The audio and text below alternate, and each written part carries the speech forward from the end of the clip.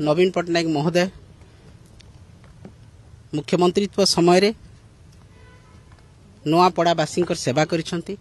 समस्त प्रकार विकासमूलक काम करिसेंती स्कूल रु नेकी जलसेचन रु नेकी पीवा पानी समस्या सुनादेई मंदिर को रास्ता तांकर उन्नतीकरण मेगा लिफ्ट इरिगेशन एवं राउरकेला जगदलपुर बिजू एक्सप्रेस वे बरगढ़ रु नुआपड़ा बिजू एक्सप्रेस वे कोमना पर्यंत बोरीगुमा पर्यंत एवं जलसेचन रु आरंभ करी शिक्षा स्वास्थ्य गमनागमन प्रत्येक थिरे नवीन पट्टनायक जो उन्नति करिसेंती विकास करिसेंती नुआपड़ार तेणु निश्चित भाव रे लोके अवगत अछंती जहा नुआपड़ार विकास हेछि नवीन पट्टनायक महोदय करिसेंती एवं नुआपड़ा जिल्ला मध्य गठन करिसेंती प्रभात पुरुष बिजू पट्टनायक तेणु तांको सहित बिजू जनता दल रो भावागत संपर्क अछि एवं विकासमूलक काम जहा करिसेंती नवीन पट्टनायक महोदय लोक हृदयंगम करिसेंती जे एका जणे ही नुआपड़ार उन्नति करिसेंती से होउछंती नवीन पट्टनायक महोदय।